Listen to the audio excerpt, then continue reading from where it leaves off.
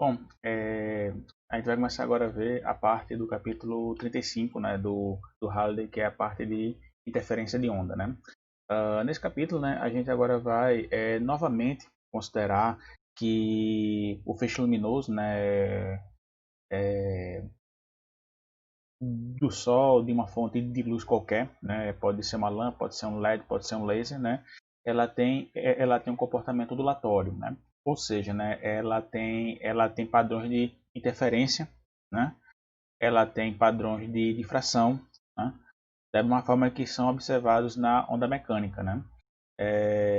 Então, no caso, a gente vai fazer muito essa associação, né, de que, no caso a luz, ela tem esse comportamento ondulatório. Então, se ela tem esse comportamento ondulatório, por exemplo, ela sofre interferência, ela possui máximos de interferência, mínimos de interferência, ela sofre difração, possui máximos e mínimos de difração associados da mesma forma que temos na onda mecânica, né? No capítulo anterior, né, no capítulo 34, a gente viu a parte das imagens, na qual a gente considerou que no caso a luz, ela se comporta como, no caso, um feixe que se propaga em linha reta, né? Que é o que no caso é o modelo matemático que a gente utiliza para fazer a descrição das imagens. E aí, no capítulo 33, a gente mencionou, né, que a luz, que no caso a luz se comporta como uma onda eletromagnética, né, que possui campos eletromagnéticos que se propagam, né, de forma perpendicular entre si e a direção de propagação também é perpendicular a esses campos, né? Então a gente volta, né, a descrever, né, a luz como sendo, no caso, tendo esse comportamento ondulatório, né? A gente vai ainda voltar ainda a alguns conceitos relacionados ao capítulo 33 desse capítulo, né? Então vamos lá, vamos dar procedimento.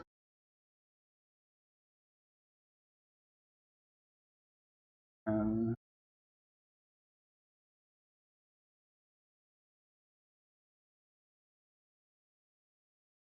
Ele está aqui. Assim, pronto. A gente vai ver a parte de referência.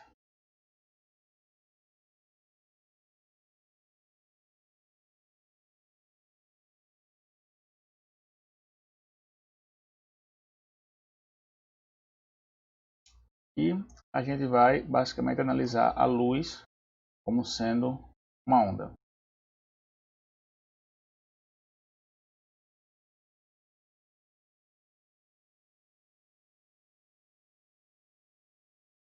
E a gente começa falando essa parte, mencionando o cientista, né, que começou a fazer o estudo, né, considerando a luz como sendo uma onda eletromagnética, né, que foi o Christian Huygens, né, e ele basicamente ele apresentou uma teoria ondulatória, né, que ela é mais simples do que a teoria de Maxwell, né? Maxwell explica, né, a luz como sendo a onda a partir de campos eletromagnéticos, né? Que isso aí a gente viu no começo do capítulo 33, né? Vai ver com muito mais profundidade quando for ver eletromagnetismo, né?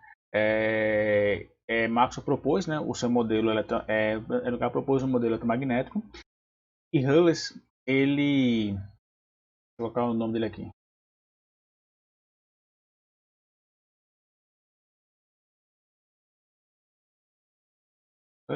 ele mostrou uma teoria mais simples em comparado a Maxwell, né, na qual também ele consegue dar um sentido físico, né, à lei de refração, né. É, então eu vou colocar assim, por exemplo, eu vou colocar que o Carl Hughes ele apresentou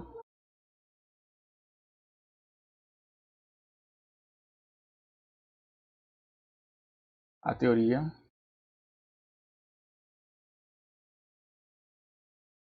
ondulatória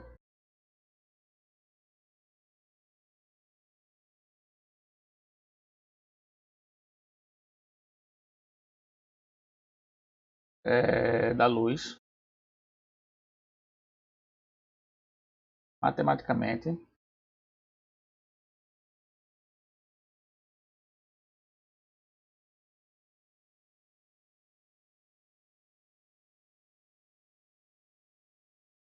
mais simples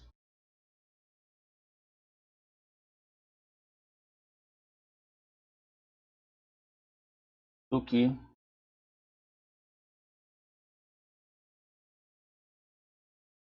a teoria eletromagnética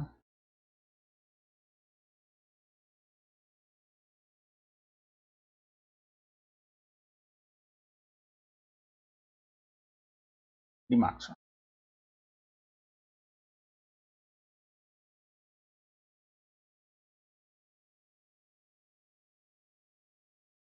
né? E ele também explica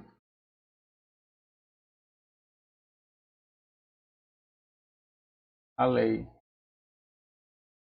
de reflexão e refração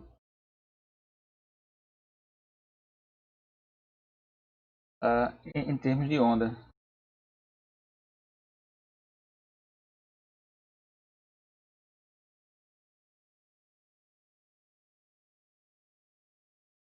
Termos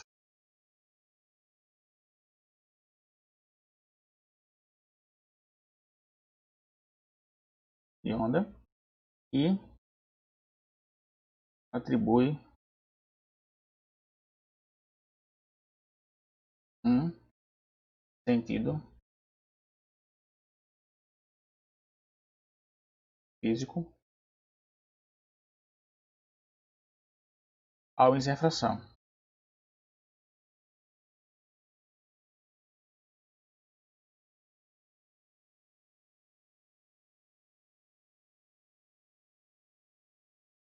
Ok?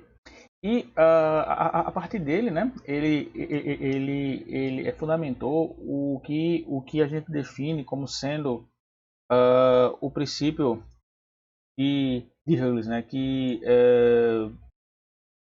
basicamente ele define que cada fonte de onda ela se comporta como sendo uma fonte secundária, né, em que essa fonte secundária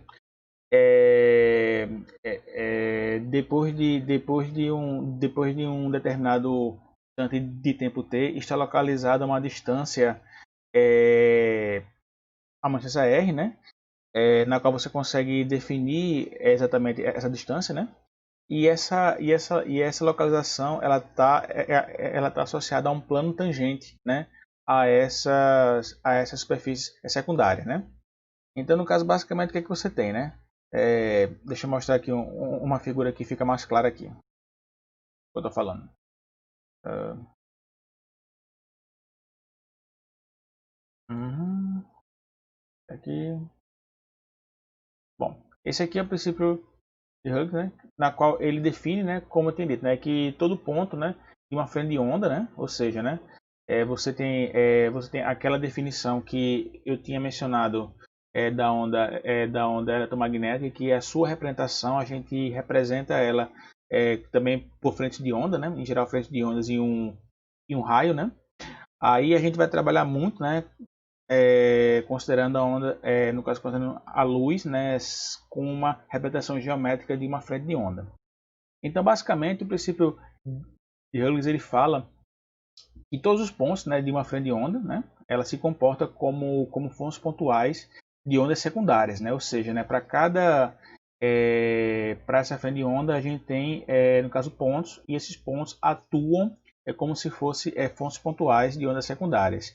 E após um determinado instante de tempo t, a nova posição dessa frente de onda é dada por uma superfície tangente, né, a essas ondas secundárias. Ou seja, né, se você tiver a propagação dessa onda no espaço, você vai ter a representação de diversas frentes de onda, né, em que no caso em que em cada posição, né, que ela é bem definida pelo comprimento de onda, né, a gente tem essa representação, né, da minha luz como sendo composta por diversas frentes de onda, se propagando em uma determinada eh, direção, tá? Então, só para deixar aqui registrado, né, vou colocar aqui princípio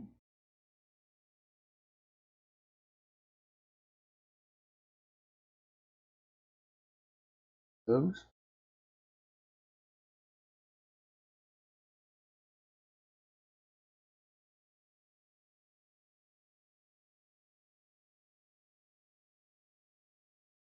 A qual ele fala que todos os pontos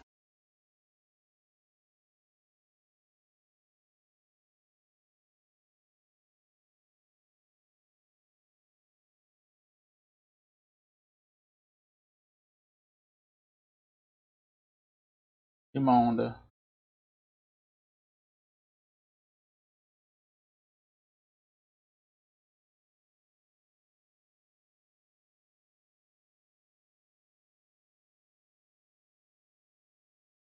secundária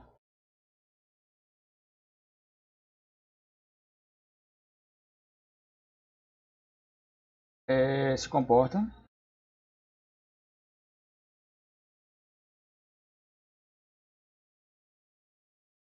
como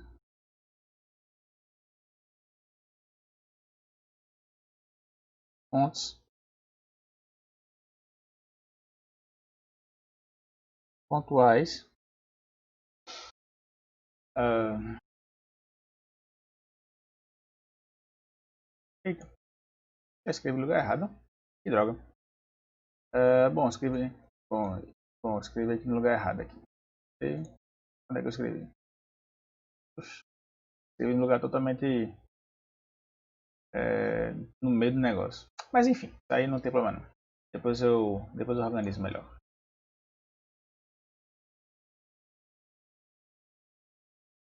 Bom,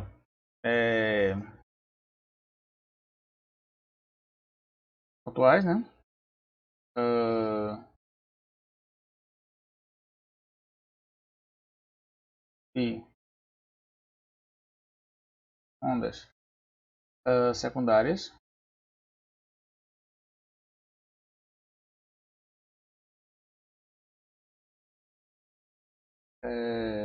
secundário, né? Depois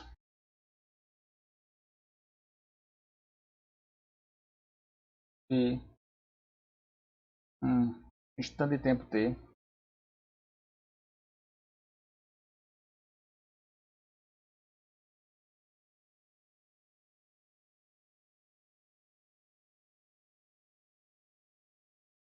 a nova posição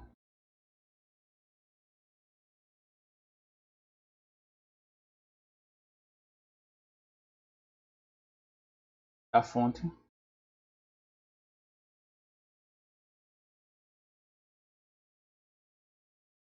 de onda é dada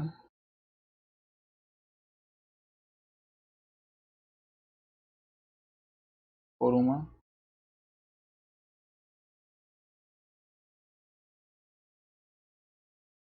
superfície tangente.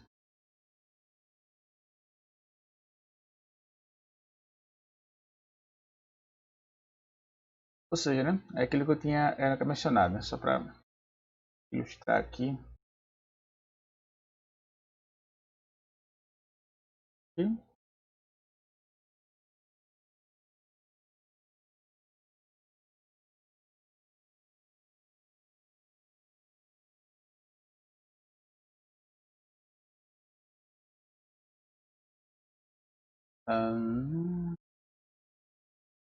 também você tem, né, digamos, um ponto aqui. Tem aqui, né? Digamos, essa superfície B, esse ponto D, né? Aí você tem aqui as fontes secundárias dessa superfície, né? E em um determinado instante de tempo, né? Você tem ela localizada aqui, né? Então, no caso, essa aqui vai ser a nova posição da frente de onda e a nova localização dessa minha fonte pontual, né? Então, no caso, isso aqui é como se eu fosse imaginar que eu tivesse diversas superfícies esféricas, né?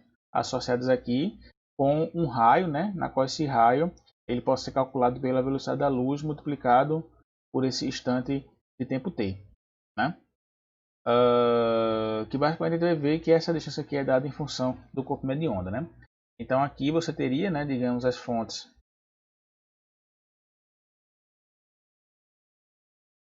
de onda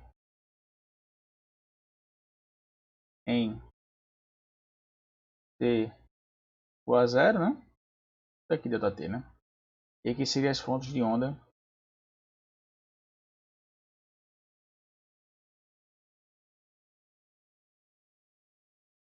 em t igual a ΔT, ok? É basicamente o que está representado aqui essa figura aqui. Bom, beleza. Aí o que é que a gente tem, né? A gente vai analisar a lei de refração, certo? Em função desse comportamento ondulatório da luz, né? Mais uma vez, né? Como aqui ele está no caso representado, você tem aqui, né, a propagação da minha onda incidente, a representação dessas frentes de onda, né, na qual, por exemplo, aqui, digamos que se inicia esse ponto de K, né, inicia esse ponto de K, aí no caso em um determinado instante de tempo ΔT, certo? Essa frente de onda está aqui nessa superfície tangente essa primeira e essa tangente a essa e assim sucessivamente. E como eu tinha mencionado, a separação que você tem entre essas frentes de onda é essencialmente o comprimento de onda de propagação, né, da minha luz. Então, no caso, a gente vai considerar esse caso aqui, né? A gente vai considerar de que a gente tem uma interface, né, entre A e vidro, né? E no caso a gente percebe, né, que nessa no caso interface, né, eu tenho essa frente de onda que tem esse pequeno pedaço que está no meio, né, que está no vidro, né, e o resto está localizado no ar. Consequentemente, a gente verifica que ela forma, né, essa minha frente aqui, ela forma um ângulo, né, eu vou chamar de no θ 1, né? E além disso, essa minha onda, ela tá se propagando a uma velocidade que eu estou chamando de V1, ok? Nesse outro instante aqui, certo? Você tem uma frente de onda, né? Praticamente toda, no caso, inserida no vidro, e no caso outra que está praticamente metade no vidro e metade no ar, né? Aí no caso a gente vê que a gente tem esse ângulo θ1 aqui, que a gente observa aqui no início, né? Aqui a gente vai ter o comprimento de onda 1 aqui, né? E aqui, como são meios distintos, ar e vidro, o caminho percorrido pela essa minha frente de onda, ela vai ser diferente do caminho percorrido aqui nessas duas frentes de onda. Que aqui, né, eu tenho só o ar e aqui eu tenho, no caso, o vidro, né? Então, no caso, a gente tem, do ponto de vista eletromagnéticos, meios distintos. Consequentemente, a luz ela está percorrendo caminhos distintos. E aí a gente tem esse ângulo aqui, né, θ1, que é o mesmo desse, e esse ângulo aqui, θ2, né, que forma, né, esse ângulo considerando esse triângulo aqui, né, HGCH, né? Então assim, a gente verifica que a gente tem aqui dois triângulos, né? O triângulo HECH, né? Com esse ângulo θ1 aqui e essa minha distância aqui, né, que pode ser calculada, né, em função da velocidade e também em função desse meu comprimento aqui. E a gente tem esse outro triângulo aqui, no caso HCGH, né, que tem esse ângulo θ2 e também a gente tem esse lado aqui que pode ser calculado, né, por esse comprimento de onda aqui, H2, né?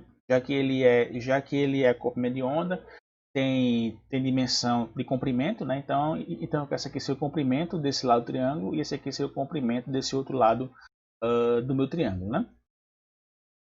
Então, no caso, o que é que eu tenho, né?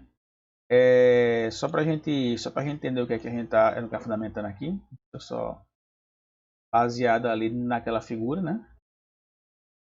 Baseado aqui naquela figura, o que é que a gente tem, né? Vou botar aqui a lei da refração.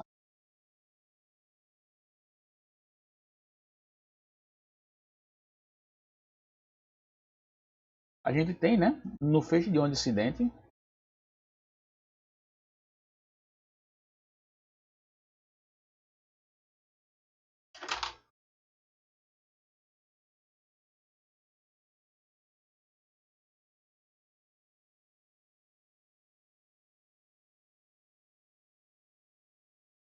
que é justamente esse feixe de onda aqui, né? O feixe de onda incidente, né? Esse feixe aqui de onda incidente, né? O que é que a gente tem, né? A gente tem, né? A gente tem aqui a velocidade com que esse feixe se propaga. Eu vou chamar ela de V1. Ela tem que a separação entre a separação entre feixes vai ser igual a lambda 1, né? E o ângulo de incidência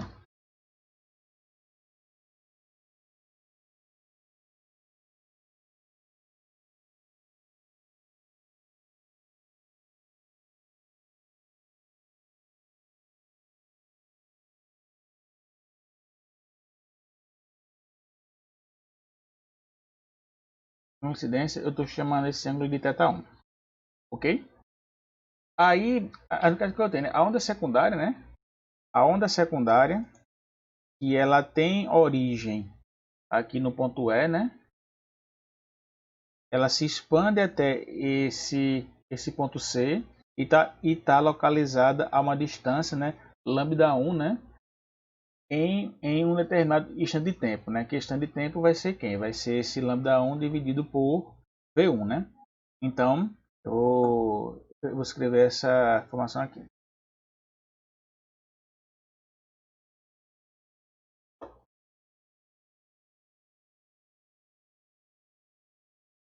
Eu vou dizer que a onda secundária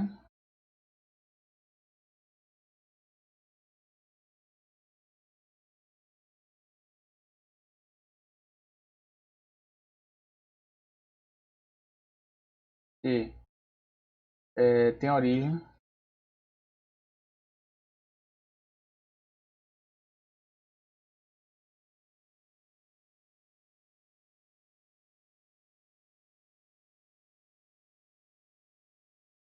do ponto. Tem origem no ponto E, né? Se expande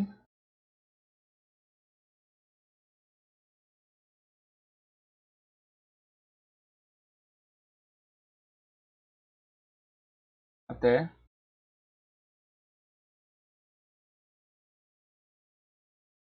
o ponto C, localizado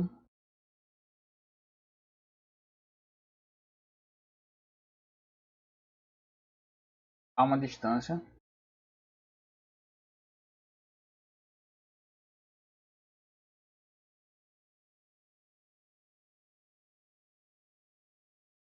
dada por lambda 1, certo?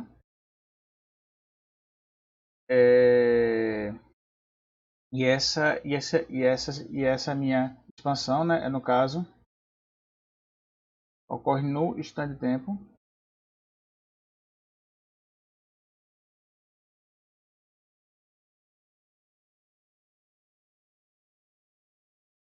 que vai ser definido por lambda 1 dividido pela velocidade, né? E aí eu também tenho o seguinte, né, que é isso aqui. Aí eu vou ter essa onda secundária, certo? Ela tem a origem no ponto H e se expande até esse meu ponto G aqui, né? E esse ponto ele vai estar localizado a uma distância, né, que eu vou chamar de lambda 2, né? E ele vai atingir esse meu ponto G, né, a um instante de tempo definido por lambda 2 dividido por V2, né? Ou seja, né, como eu falei, a velocidade que eu vou ter aqui no meio, no vídeo, vai ser diferente da velocidade que eu vou ter no ar, porque eu tenho meios distintos, né? Então, eu vou colocar o seguinte, né? Que a onda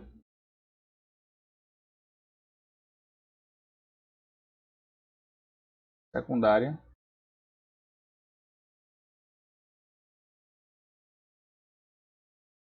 que tem origem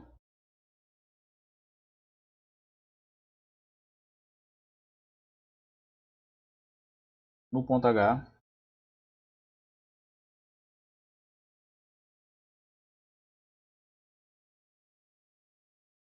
se expande.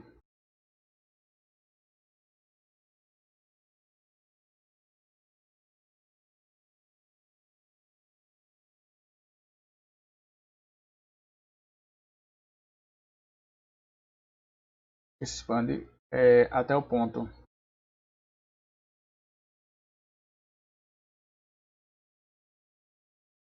G, né? Está localizado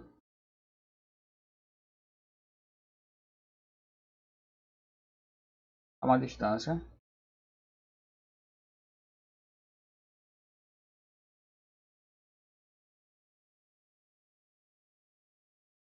Eu vou chamar de lambda 2, né?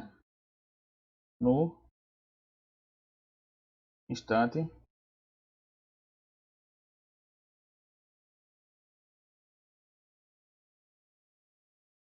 de tempo. Que vai ser por lambda 2 dividido por V2, né? E o que é que a gente consegue concluir, né? Observando, a gente observa, né, de que essa minha situação aqui, né, na qual eu vou ter, né, essa distância aqui, lambda 1 entre o ponto E e C, e essa questão de tempo, né, que eu vou ter, que eu vou ter esse meu percurso entre os pontos H e G definido por lambda 2. Essa minha situação aqui ela vai ocorrer no mesmo instante de tempo, ou seja, né, o que eu estou querendo dizer é que a velocidade aqui é distinta, o comprimento de onda é distinto, ou seja, no caso comprimento, né, a separação entre as frentes de ondas é distintas em relação ao vidro. Todavia, no caso o instante de tempo vai ser exatamente igual. Ou seja, né, no caso o tempo, né, de que esse ponto esse ponto H atinge a superfície para que eu tenha essa frente de onda com os pontos C e G ocorrem exatamente no mesmo instante de tempo. Isso quer dizer o quê? Que eu posso concluir o quê? Posso concluir que lambda 1 dividido por V1 vai ser igual a lambda 2 dividido por V2. E também a gente tem esses triângulos aqui que eu mencionei, né? A gente tem o primeiro triângulo aqui.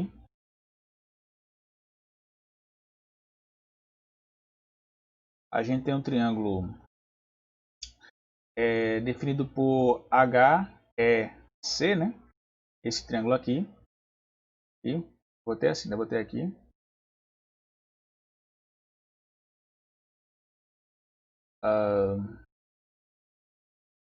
Vai ser E, vai ser H, aqui vai ser C, né? Aqui vai ser lambda 1, aqui vai ser θ1, né? Esse ângulo aqui vai ser, vai ser um ângulo de 90 graus, né? Isso no caso implica o quê? Implica que o seno, né? De θ1 vai ser quem? Vai ser lambda 1. O seno vai ser quem? Vai ser lambda 1 dividido por HC, certo? E também a gente tem esse outro triângulo aqui, né? Esse aqui triângulo, né? HCE, né? E a gente tem esse outro triângulo aqui.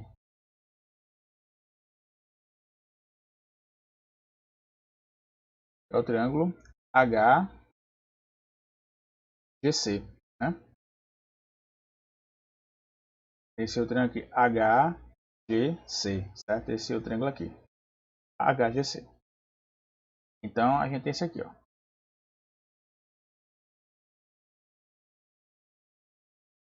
A gente tem aqui, né? Cadê?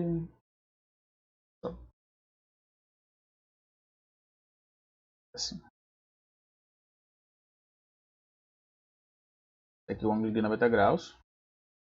Esse aqui é o ponto H. Esse aqui é o ponto C. Esse aqui é o ponto G. Isso aqui vai ser o lambda 2 e aqui vai ser o ângulo θ2, certo? Da mesma forma como a gente consegue observar aqui, a HTZ, né? A gente tem esses dois triângulos possuem, no caso em comum, né, esse lado aqui, HC. Então, o que a gente vai ter? Ele vai ter que seno, né? Vai ter que o seno, né? de θ2 vai ser quem? Vai ser lambda 2 dividido por HC.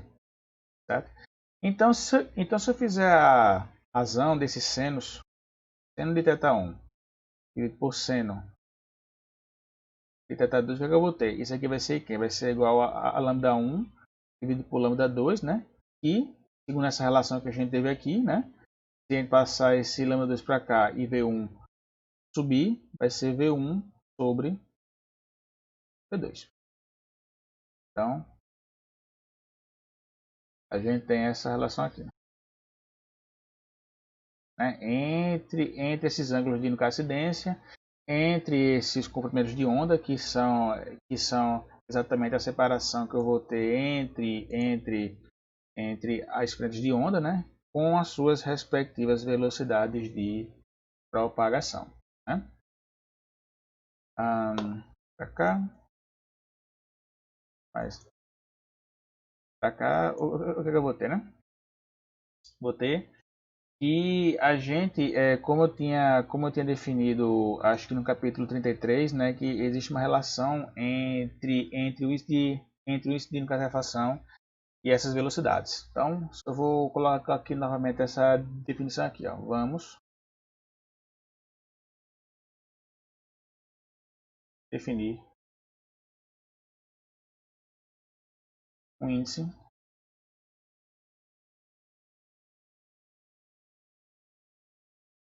de refração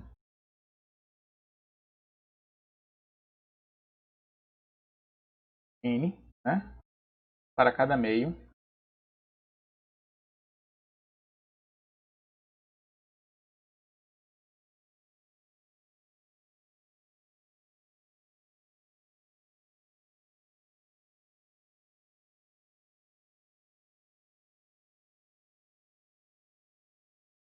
como sendo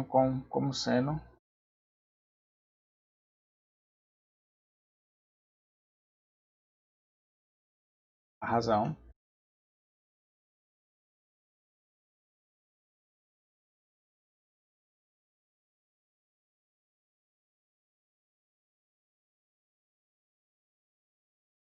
entre a velocidade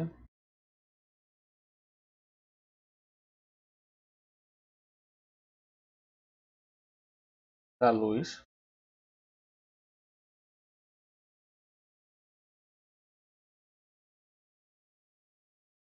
no vácuo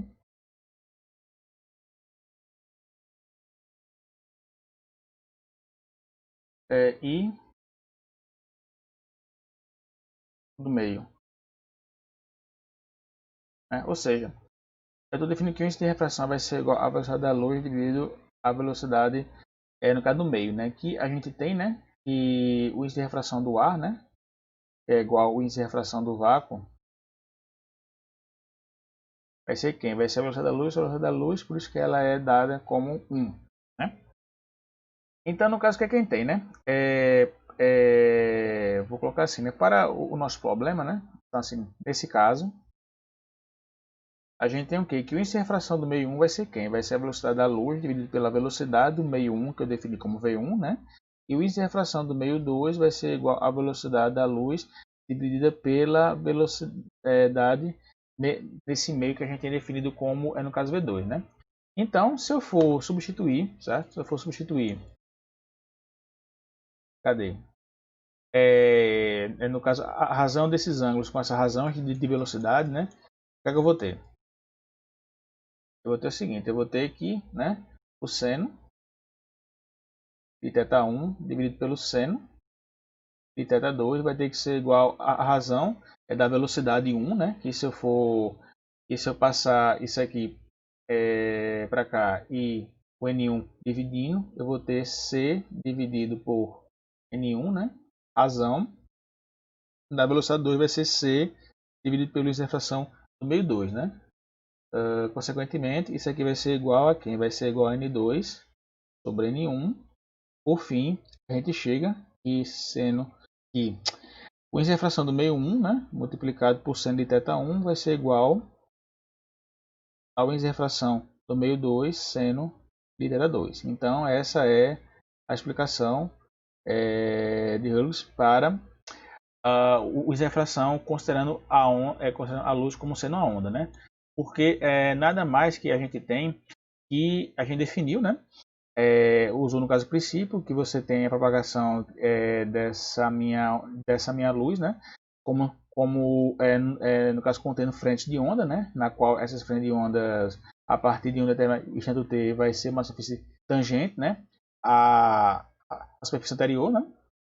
Ou melhor, perdão, no caso as novas frentes, as novas pontos pontuais, né? Que no caso eu vou ter aqui nessa outra frente de onda aqui, elas se encontram, no caso, tangentes, né, a essa nova superfície aqui, né, e isso você tem a sua, no caso, propagação, e no caso, basicamente, quando você tem dois meios distintos, né, na qual você tem, no caso, você tem essa situação de que parte da frente de onda está no meio, está no outro, formando um ângulo na interface de ar com vidro, e você tem essa outra frente de onda que está totalmente, né, no meio 2, que seria o vidro, né, e você tem esse ângulo com essa interface. Você tem no caso o ângulo entre a interface e essa frente de onda que está no vidro. Então a gente percebe que esse instante de tempo aqui no caso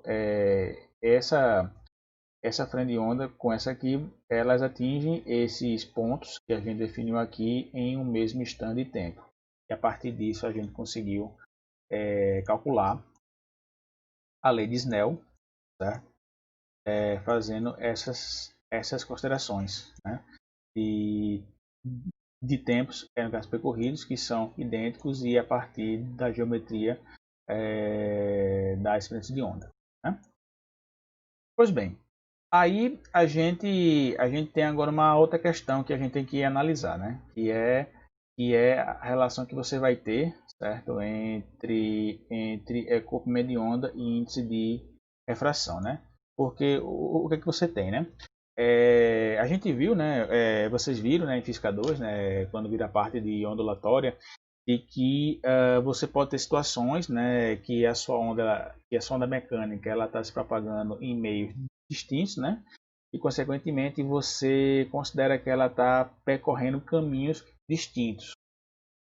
Isso quer dizer que se você está percorrendo caminhos distintos, você pode ter diferença de fase entre essas ondas. Se essas ondas elas forem se encontrar mais na frente, né, em um determinado instante de tempo, né, isso quer dizer de que essas ondas elas vão se encontrar com uma diferença de fase, né, que pode ser calculada, bem como a gente pode calcular também essa diferença de percurso que você tem entre essas duas mecânicas.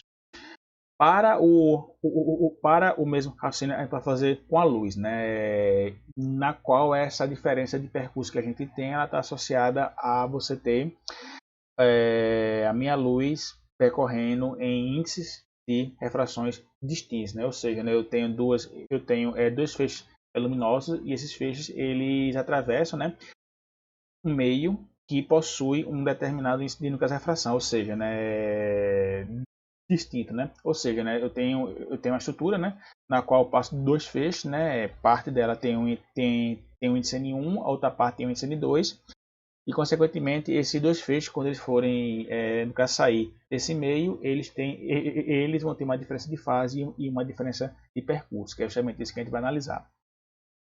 E, inicialmente ele vai ver, né, como se comporta, né, no caso comprimento de onda e no caso a frequência para essa situação, né? Que eu vou mostrar aqui.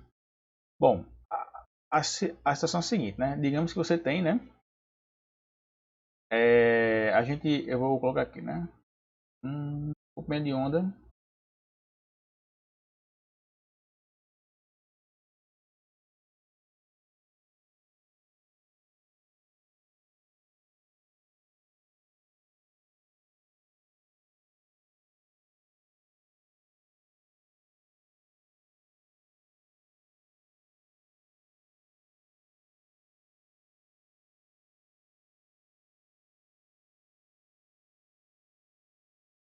Índice de refração, né? Ou seja, a gente viu, né? Que a gente tem uma razão desses comprimentos de onda vai ser igual à razão dessas respectivas velocidades aqui, né? E se eu admitir inicialmente, né, que eu tenho uma luz, né, monocromática no vácuo, né, eu vou admitir, né, por exemplo, que eu vou colocar assim, admita e esse termo aqui, lambda 2, né, eu vou chamar de lambda e essa minha velocidade V2 eu vou chamar de C, né, ou seja, eu estou dizendo que eu tenho uma onda monocromática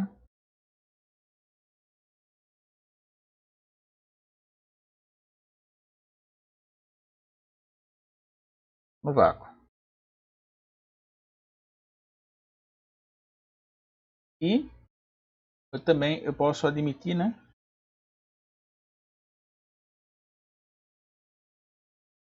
admita, né, que eu vou dizer que o índice está, por exemplo, perdão, no caso como é de onda, né, lambda 1 eu vou chamar de lambda n e esse V1 eu vou chamar de V, né, e eu estou considerando que é a onda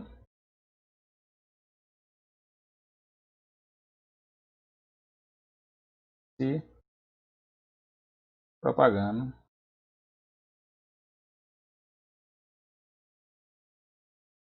em um meio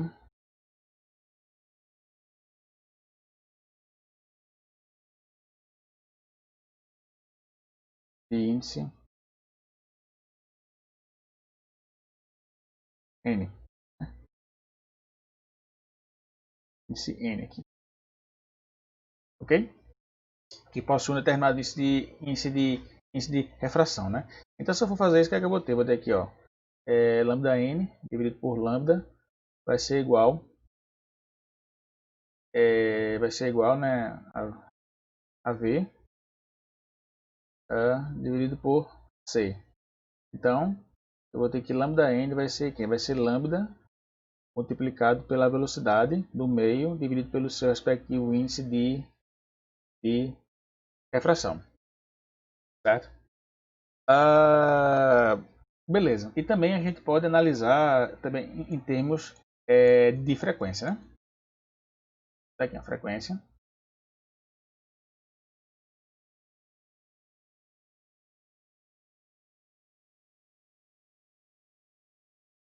O que é que eu vou ter, né?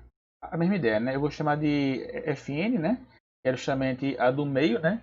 Ah, que no caso eu tenho meio disso de refração n. Ela vai ser quem? Ela vai ser a velocidade dividido, né? Pelo comprimento de onda nesse meio com esse índice de refração n, né? Ah, então no caso o que é que eu vou ter, né? Fn vai ser quem? Essa velocidade aqui, né? Vai ser quem? Vai ser a velocidade da luz dividido pelo índice de refração e esse lambda aqui vai ser o lambda dividido pelo índice de refração, né? Que são coisas que a gente já tinha observado aqui, tá? Essa razão aqui. Da mesma forma também que a gente definiu, né, com esse conceito que tem do índice de refração. Então, no caso, o que, é que a gente tem? Né? A gente tem que essa frequência, né? Essa frequência ela vai ser igual a C sobre lambda, que é exatamente a frequência dessa luz se propagando no vácuo, né? Ou seja, eu estou querendo dizer que a frequência da luz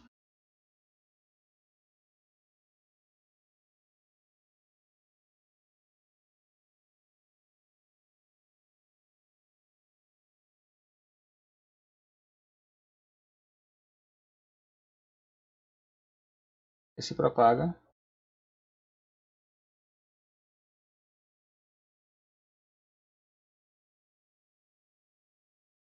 em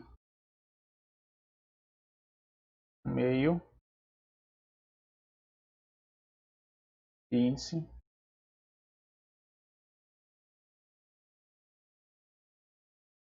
de refração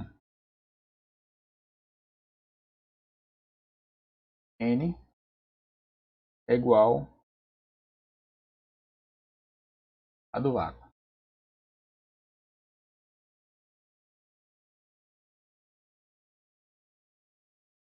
Ou seja, o que é que eu estou querendo dizer? Estou querendo dizer que quando isso acontece, essencialmente eu quero dizer que se eu tenho uma luz, né, que tem como medium, digamos, lá no verde, né, você tem que, quando você tem ela se propagando do ar para o meio, né, distinto do ar, ou vice-versa, né, do meio de refração N para o vácuo, por exemplo, né, a gente entende que a luz ela se permanece como sendo uma luz no verde, né?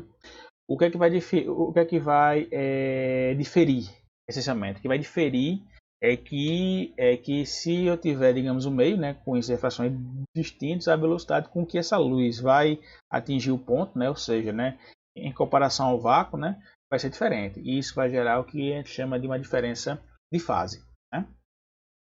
Então, a gente vai justamente agora analisar esta diferença de fase.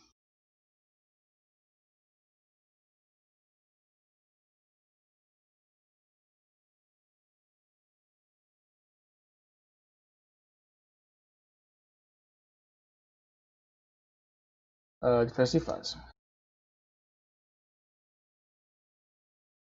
O que é que você tem, né? Bom, a gente considera, né, digamos, um meio assim, né?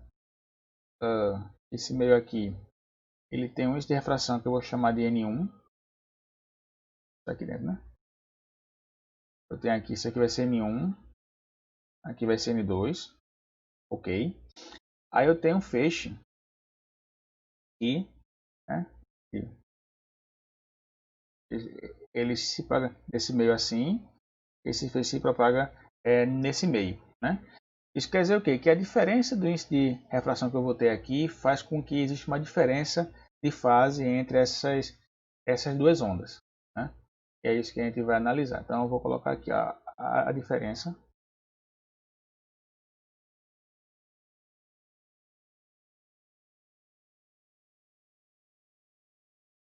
de índices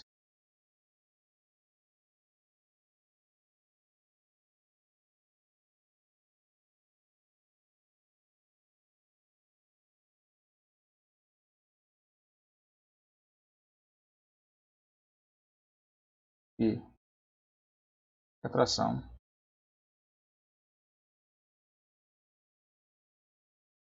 produz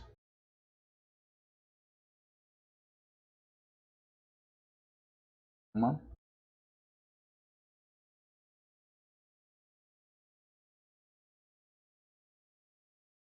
diferença de fase entre as duas ondas.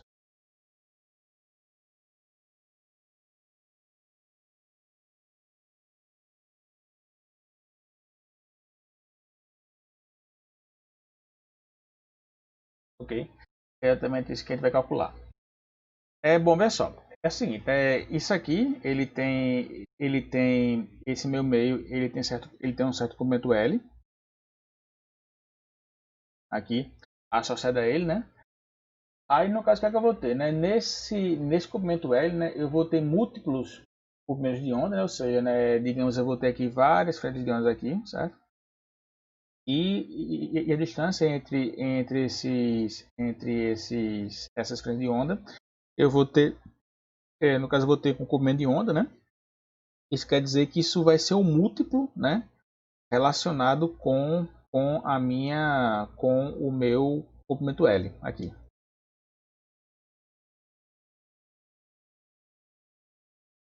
certo? Então, o que é que eu vou ter, né? Eu vou definir, né, uma variável que eu vou chamar de número, perdão, de comprimentos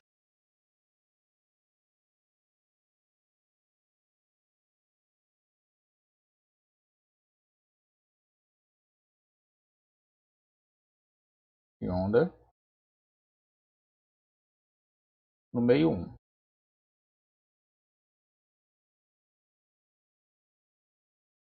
Isso aqui eu vou chamar de n maiúsculo 1. E eu vou definir uma outra grandeza, outra variável, perdão, que vai ser o número de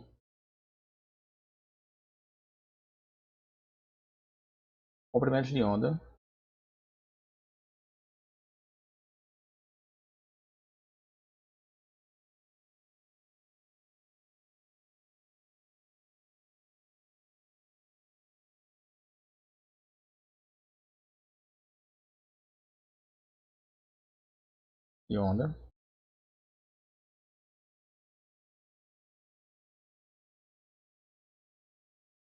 no meio,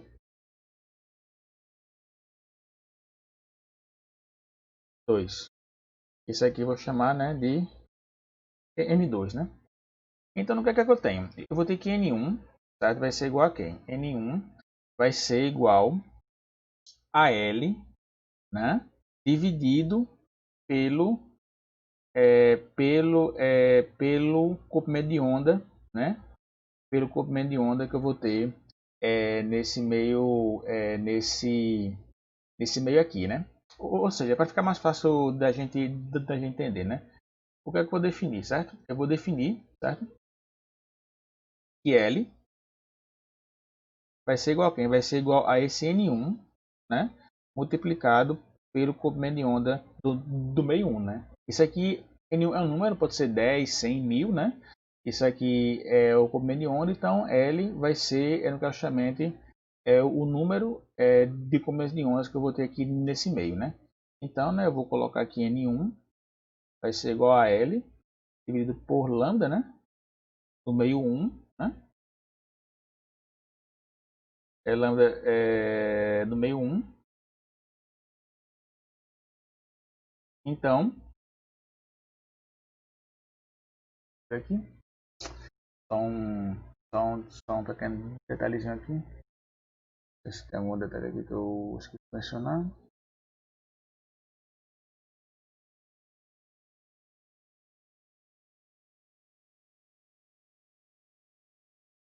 Não, não, esse mesmo. L igual a meio 1, né? Isso quer dizer que isso aqui vai ser igual a quem? Isso aqui vai ser igual a L, né? Multiplicado pelo índice de refração do meio 1 dividido pelo comprimento de onda no vácuo, né? Só lembrando, né, que aquilo que eu tinha mencionado, né? Cadê aqui? Que eu vou ter, né? Que eu vou ter no caixamento associado o comprimento de onda, né, de um determinado meio, né? Eu tenho a relação dele em função do seu índice de refração, né?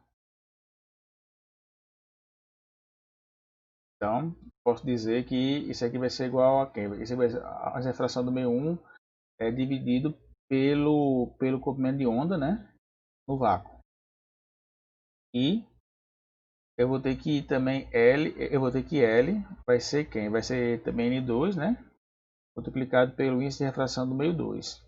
Consequentemente, N2 vai ser igual a L dividido por lambda 2, que vai ser L multiplicado por N1 dividido por lambda, né? Perdão, N2 aqui, né? Que esse aqui é o índice do meio 2, certo?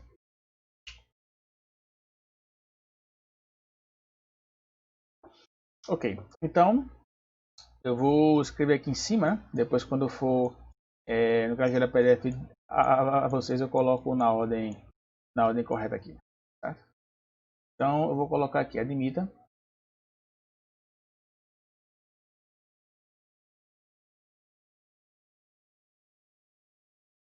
a gente vai admitir que o índice de refração do meio 2 é maior do que o meio 1, certo? Então, essa diferença de números de comprimentos de onda do meio 2 com o meio 1 vai ser igual a L multiplicado por N2 dividido pelo comprimento de onda no vácuo menos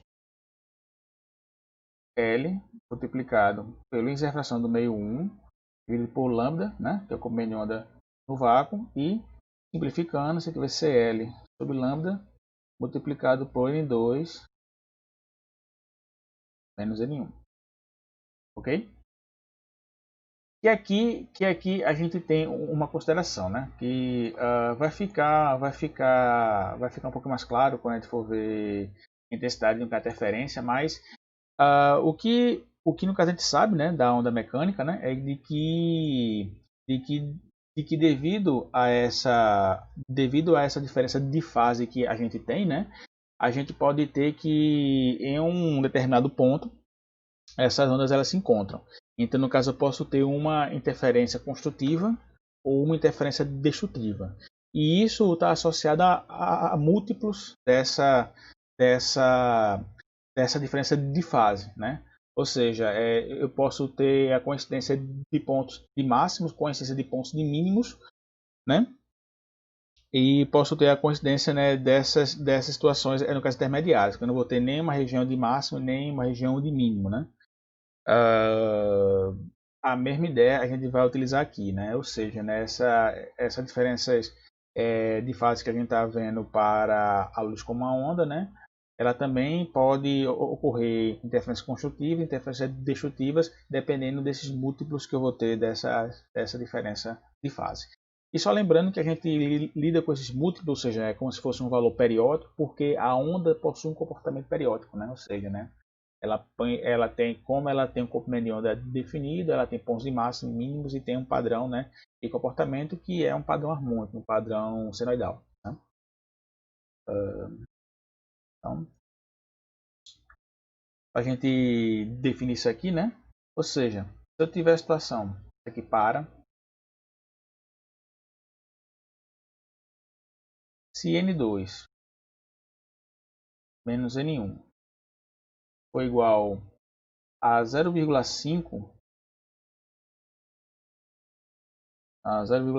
né, comprimento de onda,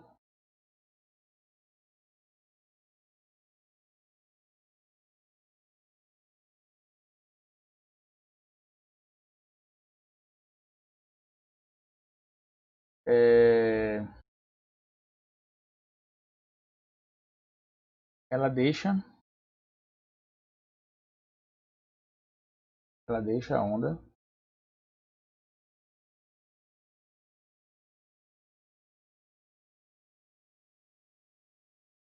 com fases opostas.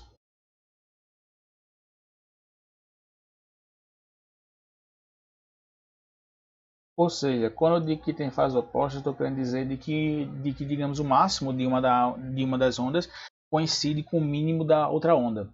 Né? Então, no caso, a gente tem o quê? A gente tem uma interferência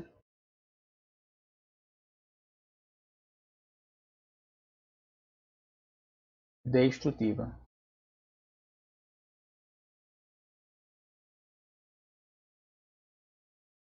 Para a situação de que N2 menos N1 é igual a zero ou é um múltiplo inteiro, certo?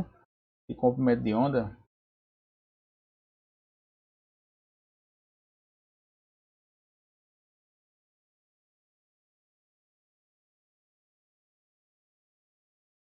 isso deixa a onda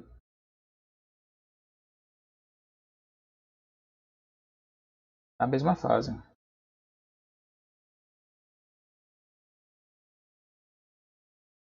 Isso, no caso, implica que eu vou ter uma interferência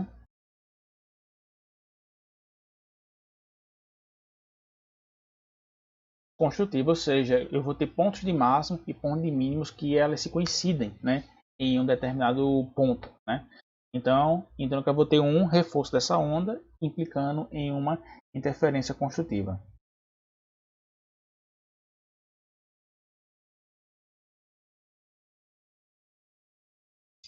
Em uma interferência construtiva, né? É...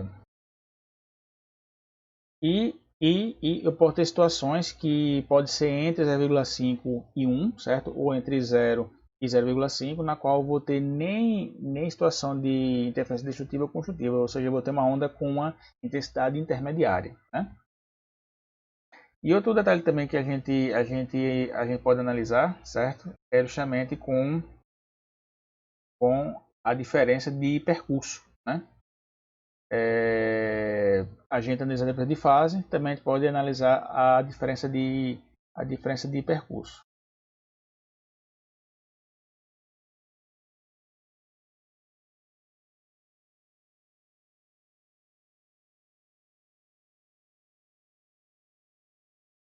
certo? Ou seja, eu vou ter que situação, eu vou ter que duas ondas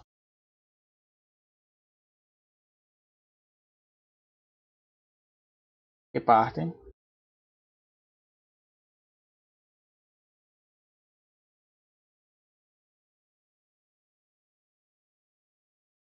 do mesmo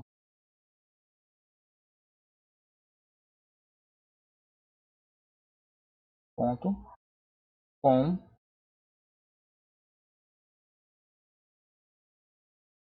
a mesma fase podem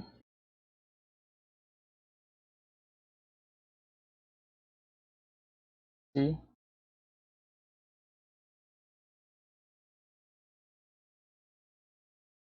se encontrar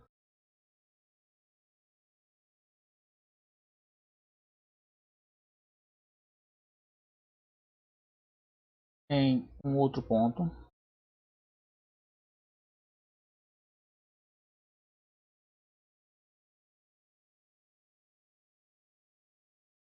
desde que, no caso em outro ponto, com fases diferentes,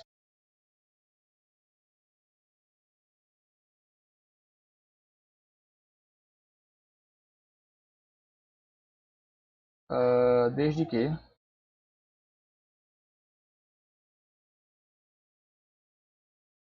percorram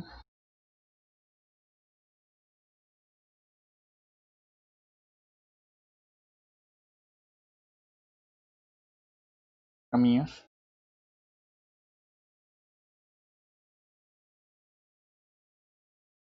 diferentes.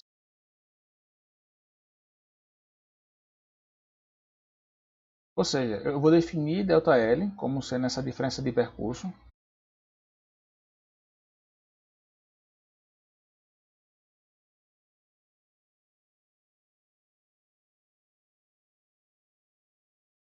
e a razão que eu vou ter dessa diferença de percurso com o comprimento de onda, né? Se isso aqui for o número inteiro, né? 0, 1, 2, eu vou ter uma interferência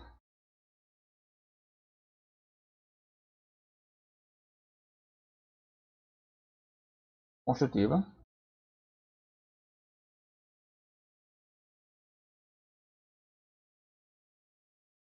E se essa razão dessa diferença de percurso pelo comprimento de onda no vácuo for, for um for, digamos um múltiplo é, outro é múltiplo inteiro, outro no caso múltiplo com associado a meios comprimentos de onda, né? Da mesma forma que a gente tem quando a gente analisou a diferença de percurso, né? Ou seja, a diferença de fase, ou seja, se tiver 0,5, tiver 1,5, tiver 2,5, por exemplo, né? A gente tem o que a gente chama de interferência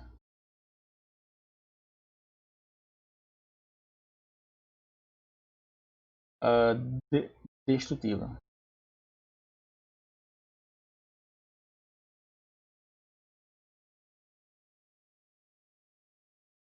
Uma interferência destrutiva, né? Então, só para a gente fazer um pequeno exemplo aqui. Sim, aqui só para explicar no caso em relação ao arco-íris, né? Ele fala que as ondas no caso luminosas penetram em toda a superfície da gota, né? Que está localizada no Sol, né? Então você tem diferentes partes de onda incidente, descreve trajetórias diferentes no interior dessa gota, né? Isso significa que as ondas que saem da gota, ela sai com fases distintas, né? Então, para alguns ângulos de saída, a luz está em fase e acontece uma onda, no caso, construtiva, né? Então, o arco-íris está associado a essas interferências construtivas, né? Então, no caso, quer dizer que se eu tenho diferentes cores observadas aqui no meu arco-íris, quer dizer que cada cor dessa percorreu um caminho distinto, né? Ou seja, tem uma diferença de fase distinta dentro das gotículas de água, né? Localizadas próximas ao Sol, e essa diferença de fase, quando ela é no caso construtiva, eu tenho, digamos, o reforço do comprimento de onda, né, que está atravessando. Né? Então, só para a gente colocar aqui um pequeno exemplo, né, tá aqui, ele faz um exemplo de diferença de fase devido à diferença de índice de refração, né? Ele fala que na figura é 35,4, 35,4, que é essa aqui, né? Nessa figura aqui, que é aquela que eu desenhei, né, que eu tenho dois índices distintos, né? Aqui.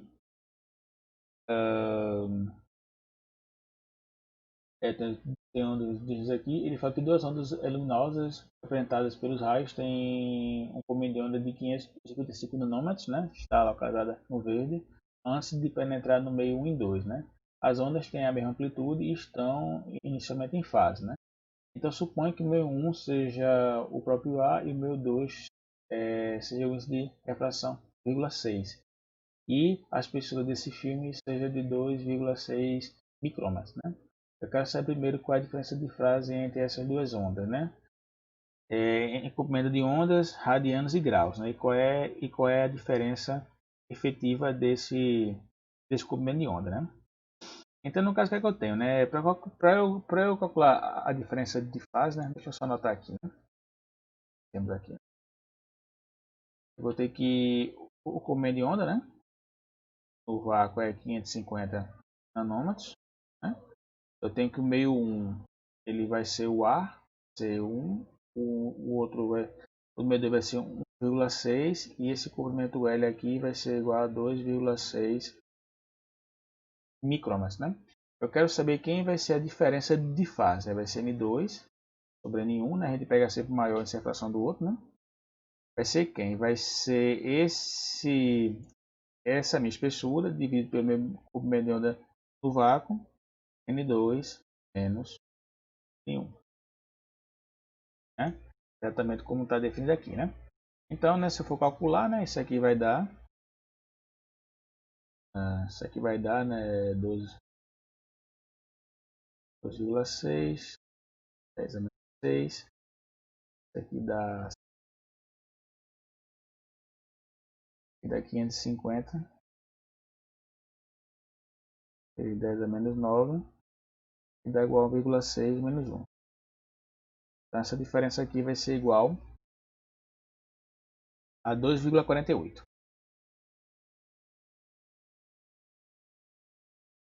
Perdão, 2,84. Vai ser igual a 2. Vou botar aqui por mais baixo. Igual a 2,84, certo? Bom, que é o que está aqui a resposta, né? Aí no caso ele fala que a diferença de fase emergente, no caso emergente é 2,84 comprimentos de onda, certo? Então o que isso quer dizer? Isso quer dizer que como um comprimento de onda equivale a 360 graus, né? 2,84 comprimentos de onda vai equivaler a uma diferença de fase, né? De 1024 graus, né? É só você fazer a relação, né? Se eu tenho que isso aqui são dois comprimentos de onda.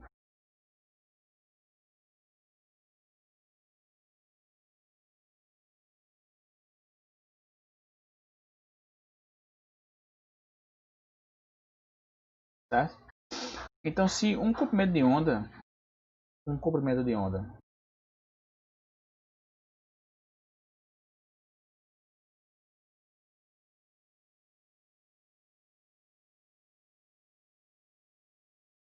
equivale a 360 graus, né, que equivale a 2 pi radiano, né?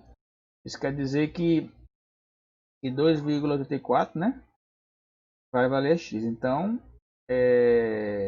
aqui vai ser 2,84 multiplicado por 360, aqui vai dar aquele 1020 graus, né? Isso em radianos, né, multiplicar 2π por 2,84, né? Dá esse 17,8 radianos. 17,8 radianos. Aí também ele fala na questão para a gente analisar o comprimento de onda efetivo.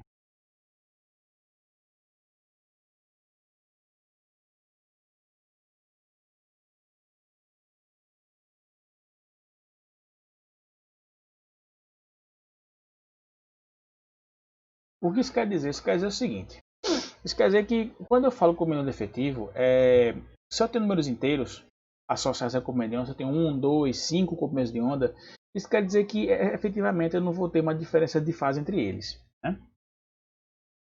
Que é só a gente lembrar aquilo que eu coloquei aqui. Né? Se eu tenho múltiplos inteiros de comprimento de onda, eles estão em fase, então eu vou ter interferência construtiva.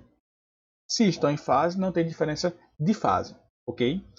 Então, o que vai me dizer que eu tenho uma diferença de fase efetiva é justamente essa parte decimal aqui, certo? E esse comprimento efetivo vai ser igual a exatamente a 0,84 comprimentos de onda, né? E no caso a parte no caso fracionária. Utilizando esse mesmo raciocínio, né? Eu defini aqui, né? E se for meio comprimento de onda é destrutivo, se for um número inteiro ele vai ser se for no caso múltiplos de meios comprimento de onda ele é destrutivo, se for um comprimento de onda se for um número inteiro comprimento de onda ele é construtivo. 0,85 comprimentos de onda está mais próximo de 1. Isso quer dizer que a onda ela tem ela não é totalmente construtiva, né? Mas se for, já que a gente está analisando em termos de luz, né? Se a gente considerar que uma iluminação intensa é uma interferência construtiva e você não tem iluminação é uma interferência destrutiva, um comprimento efetivo de 0,85 comprimentos de onda, no caso implica de que eu vou ter que essas luzes, que esses feixes vão se encontrar em um determinado ponto com uma interferência intermediária entre escuro e claro, ou seja, eu vou ter no caso eu vou ter uma luz relativamente construtiva, ou seja, eu vou ter no caso uma luz ou seja, eu vou ter uma pequena iluminação nesse ponto. Ela não vai ser iluminação máxima, também não vai ser escuridão, vai ter uma pequena iluminação ali. É o que esse 0,85 está me dizendo. Se fosse, por exemplo, 0,1, a região estaria mais próximo da escuridão, porque ele está mais próximo de ser destrutivo, né? Ou melhor, perdão, se for 0, não. Se fosse 0,1, ele seria no caso construtivo também, né? Porque no caso é 0 e múltiplos inteiros de comprimento de onda. Mas se fosse, por exemplo, 0,6, né? 0,6 é próximo de 0,5, que é destrutivo, ou seja, né, naquela região ela teria um pouco iluminada, mas bem pouquinho mesmo, né? Porque estaria próximo de ser uma interferência destrutiva. Ok? Então tá, pessoal. Então eu vou parar aqui hoje. Na próxima aula a gente vê a difração da onda, né? E a gente vê o experimento de Young, né? Aí você dá prosseguimento ao capítulo 35, ok? Então, até a próxima.